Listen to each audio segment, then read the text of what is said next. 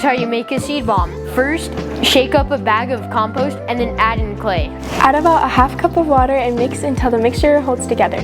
Roll the mixture into small firm balls and pinch off small portions of the mixture and then roll them into balls about the size of a bouncy ball.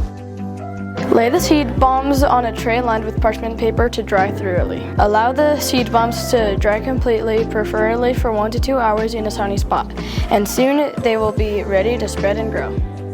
When you disperse your seed bombs, choose areas where you want to encourage plant growth, such as along roadsides, in open fields, or in areas that are difficult to maintain. A good time to throw seed bombs is just before it is expected to rain, or when water them right after planting. Remember, only seed bombs in private property or with permission on other locations. This is a simple project, but one with a lasting impact. The world needs what you have to offer. Your kindness, your actions, and your willingness to help. Even the smallest seed can grow into something amazing. So let's plant hope together. Together we grow!